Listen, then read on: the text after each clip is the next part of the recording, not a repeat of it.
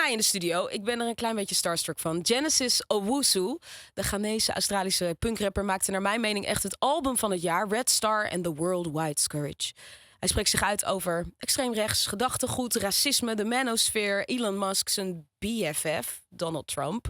Maar daarnaast klinkt ook de liefde door voor community en het verenigen van mensen. Dat doet hij via zijn Pirate Radio. Hi, Genesis. Hello. I'm how you so doing? happy to have you here. Thanks for having me. I'm happy to be here. I just told the Dutch people that you made one of my favorite albums of the year so far. I'm glad. It's kind of your own radio show. Exactly. Yeah. Yes. So we're colleagues in that. Yeah. You It's very have fitting. Pirate Radio. Yep. Do you listen to a lot of Pirate Radio? Have you listened to a lot of Pirate Radio yourself? Not really. I've just always been like enamored with the concept of just like taking over the airwaves and just playing whatever you want.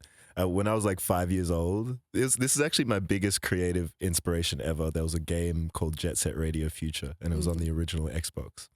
And you were like a bunch of rollerblading graffiti artists. Wow. And the whole game is soundtracked by this pirate radio station. So ever since then, I played that when I was 5 years old. Ever since then, that game has like been such an inspiration to me. That is such a hip-hop minded game. Yeah, it is. Like it is. skating, graffiti. It's actually crazy. It's like, I didn't understand when I was 5, but it was like, it's set in like Neo-Tokyo. Wow. And freedom of expression has essentially been outlawed, and the government's been taken over by billionaire corporations, and you're like the only artistic people left who's like fighting against like authoritarianism. So it's all come full full circle, really. It kind of did, because if we fast forward to 2026 and your 5-year-old self playing that game, it kind of looks like the world is kind of going in that direction somehow. It's crazy, scary as well. But now I've got my pirate radio, so yeah. You know what to do. Exactly. Yeah.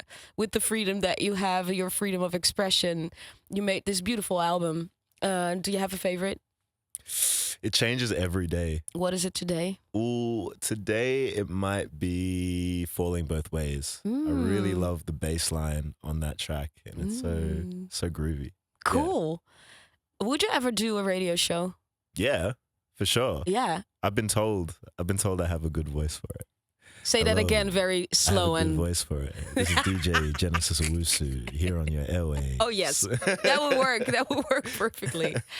But you've also, as an artist, visited a lot of radio stations. Do you ever feel like normal radio, because we're now on a public radio station? Do you feel restricted in a way that pirate radio brings something else, and your vision on that concept? Yeah, definitely. I definitely feel like, because the music I make goes in so many different directions, and I think me as a person, I'm very multifaceted. I'm put in a lot of different boxes, and they talk to different people. So, for example, I played a festival a few days ago in Czechia, which was a rock festival predominantly. So I put forth my rock self first and foremost. And it's kind of like that in different spaces. You know, sometimes I'm on, you know, like a public radio show, and, you know, maybe back in Australia, maybe it's like an older crowd, and it's like less hip hop. So I put together, you know, my suit and tie voice to really, you know, put forth what I'm trying to say. Does that make sense? Like, it does. It does actually. Yeah. So I'm kind of used to expressing myself in different ways to make different people understand it. Does it also feel like code switching? Yeah. Is that what you do? Essentially, but it's like, it's just the little bait to reel them into my world. You know, you have to speak their language first to then bring them into the pirate radio universe. Yeah, I get that. And I think radio is such an intimate way of talking to people, because music is too, because you're directly in their heads, like quite literally. Yeah.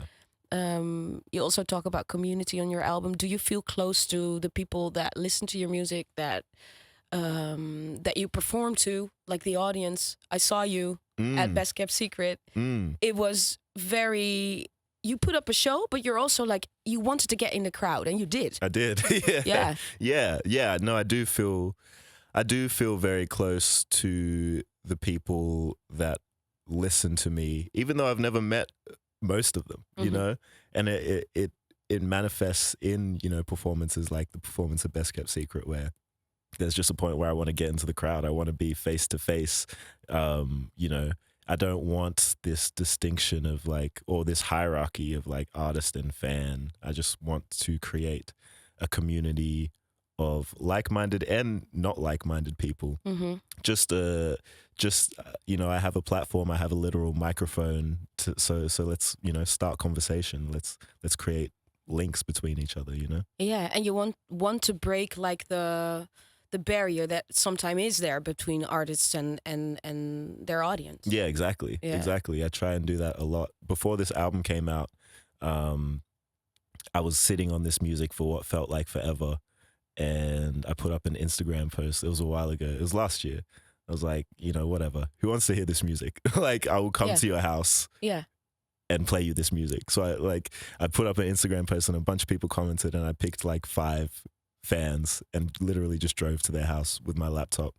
And their whole family was like there with cups of tea waiting for me and like snacks. So cute. And I was playing the music videos that hadn't come out yet, like the Stampede music video, just in people's living room. Wow. So I really do try to break those invisible barriers and hierarchies. You don't have to, but you are doing that. You are putting out a post. You are inviting people in, but also inviting yourself in. Is that something in your character, or is that where does that need come from to really connect? I feel like it's a necessity in this day and age.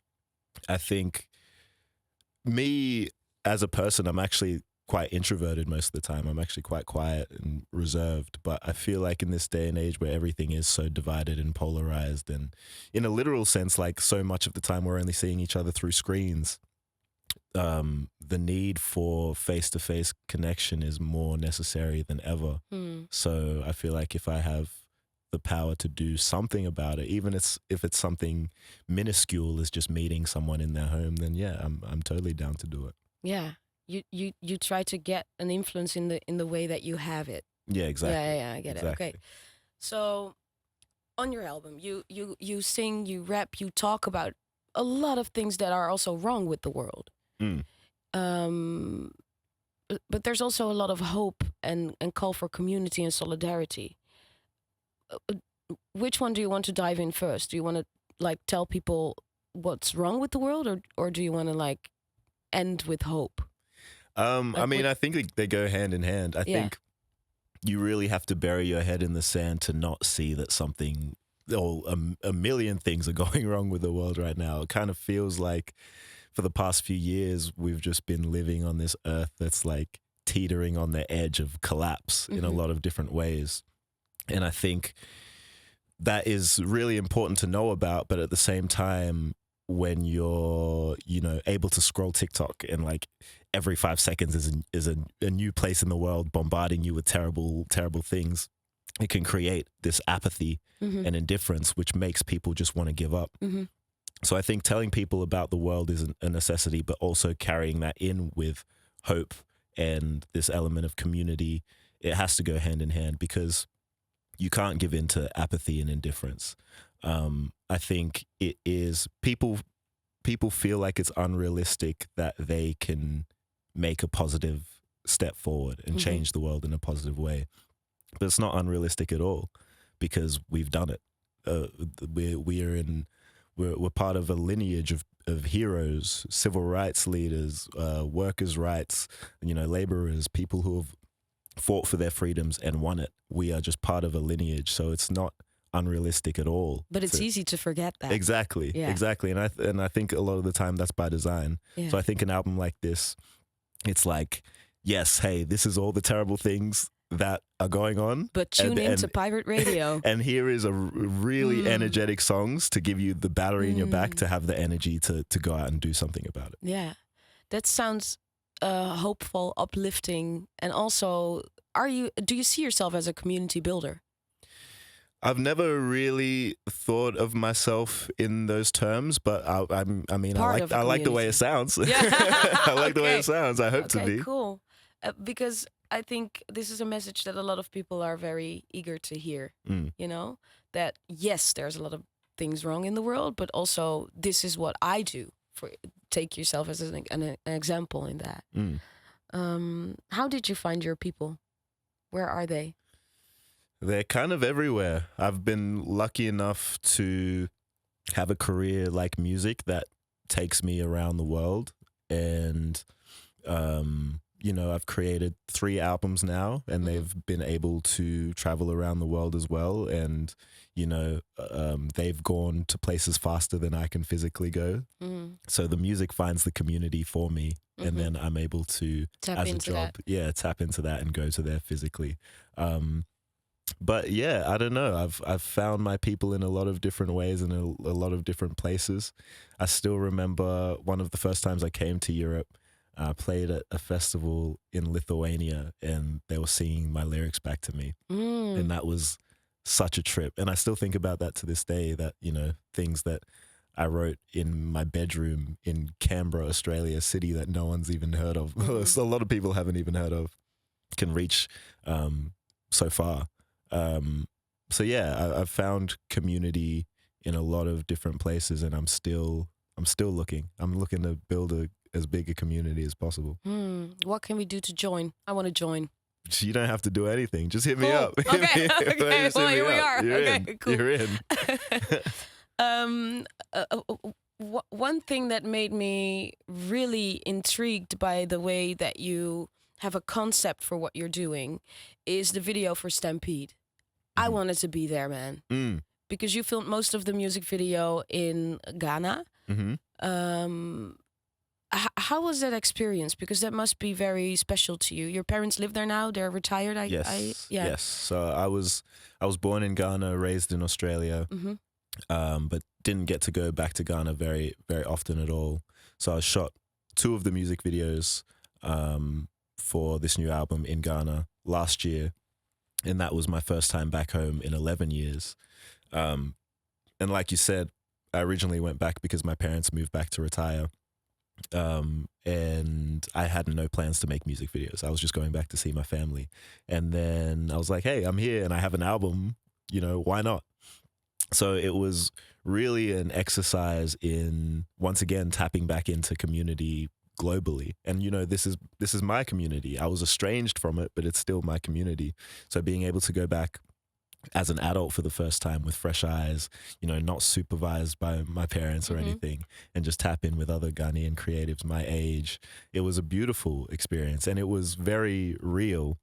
Like the music video has these like bike rider gangs and like horse riders, and those weren't, I didn't go to Ghana and be like, I want like you horse rider and you bike rider to go and do this. And it wasn't produced like that. It wasn't produced like that. It was like, there is a substantial and like thriving biking scene in Ghana, and there's a thriving horse riding scene in Ghana. So I was like, I showed up there and I was like, I want you to show me what Ghana's about these days. Like, show me the subcultures, and then we'll put it in the video and show the rest of the world. I watched that video and it looked like freedom to me. Yes. Did you experience that while recording and hanging with the horse riders and the 100%, bikers? Yeah, 100%. Yeah. And that's why it was so fitting for a song like Stampede and an album like this, where, we just need to see freedom and liberation just put in front of us, because that's what we all want. That's what we're all fighting for. Do you get different reactions from parts of the world on that video? Probably people in Ghana view it differently. They know this, or yeah, I mean, I think so. I think a lot of people, like I live in Australia, and every once in a while I'll travel to Europe and America. It's like a lot of people in these areas haven't seen that before. So it's like when they think of Ghana, they don't think of bike riding and horse riding. So they're like, whoa, this is really crazy. And then when Ghanaians see it, not a lot of artists in Ghana are making music like I'm making music. So to see those sites, but with the soundtrack that I'm bringing, they're like, whoa, what is this? So it's kind of a cool discovery from all ends of the world. Wow. I find it so funny that you say I'm from Australia, but when you refer to Ghana, you say I went home. Does it feel like home to you? Definitely. Yeah. Definitely. Every time I set foot, it's kind of a indescribable feeling that even though I haven't been here for years, it's like I know this place. Yeah. Yeah. It's inside of you. Yeah. And even more beautiful maybe that the Stampede lyrics go like, you gotta fight for the ones you love, and you see them all around you. Exactly. Beautiful. Nice. It's all about the community. I was wondering about the Life Keeps On Going, another live track that we get to hear. A beast I am, nothing more, that nothing less. You can never take my neck. I'ma die when I'm dead. And I think that I'ma die when I'm dead is such a hard lyric. Thank you. I don't know why. I mean, it's the truth. We all know that happens at a certain part in life or in that. I don't know how you. It depends on how you see that.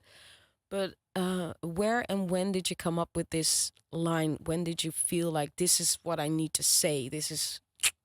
Yeah, I mean, pretty much the whole album was written in 2024, and in a church in Wales, which is another story in itself. Wales, Wales, like UK Wales. Okay. Yeah, but yeah, I was holed up in this church with my friend Dan, who also produced the whole album, and yeah, we're inside this church, kind of like watching the world burn around us, and making these sounds of resistance and ferocity and liberation.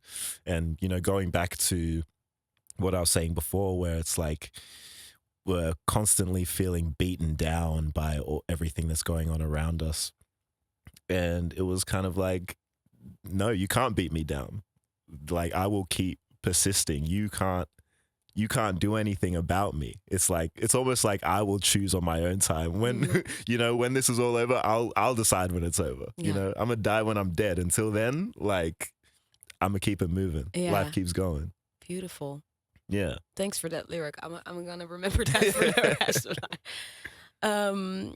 We also have to talk a little bit about humor. I saw you on stage, and I don't want you to take this the wrong way, but do you know clowning and crumping? Yeah. I feel that's something that's in your performance. Maybe it comes natural, but it I was in a dance crew when I was young. Oh, see, that's what's up. Yeah. Okay, I was like, but it's also in your lyrics. They're sharp, they're hilarious. Like that called Zombie. I want to read you some lyrics if that's okay. Yeah. Like, entertain pot while you're working your fitness, still can't figure out why you can't get any woman. Yeah. Could have turned out better if your dad showed you some feeling. Did you think about anyone in particular in that line? There was a lot of people that that pertains to. I mean, I feel like there's a whole section of the red pill manosphere, like, that pertains to a lot of people. Yeah. It's like, damn, like, someone needs to give you a hug, bro. Like, who hurt you? Yeah. Like, because and when it comes to humor, I feel like so much of this stuff, you know, we see it as heavy and, you know, heart-wrenching, and at times it is, but it's also just so absurd. Like, it's also so bizarre, silly when you, like, just zoom out and, you know, like, just read the news, and it's like, oh, you know, so-and-so did so-and-so, and it's like, if you tried to say this to someone 10 years ago, they would think you're insane. And it's just so absurd that sometimes you do just have to laugh. You just have to literally point and laugh at these people that are in power, and they feel like they're such big dogs, but at the same time, it's like, you guys are losers. What are you doing? You guys are dorks. like actual dorks. And then I keep on thinking about 5-year-old Genesis Owusu playing that game and just like, yay, this is fun. Yeah, exactly. Yeah. But yeah, everyone, point and laugh at these nerds. like, I mean, do you look at yourself and also laugh? Because I saw when I saw you performing, it was also very sensual. It was very sexy. It was rare. It was almost a little. You were in touch with your feminine side. Like, it was like, ooh. Of course. And I saw a lot of guys that were there for just like the mosh pit. They were like, I don't, like, a little uncomfortable, but it's also very intriguing. I don't know. I'm a man of multiple. I'm a multifaceted human being. I live in a lot of different spaces, and I know the totality of myself. You know, I'm not going to conform or distort myself, especially when it comes to music and art, where the whole point of this is full expression of self. You know, so I think, I have no qualms showing the fullness, all spectrums of myself taking it seriously and having fun with it, laughing at myself, laughing at, the absurdity of everything. It all just comes and formulates as a great time all around, I think. Yeah. And the multifacetedness, is that a word? Sure. Of you also comes in all your different side quests, hobbies. Yes. You are trying to learn how to herd and shear sheep. Yeah. What? It's all the community, It's so man. cool. It's all the community. It's I'm all for it. I mean, yeah, that's what it's about. You ask, how do you join the community? Yeah. Teach me something.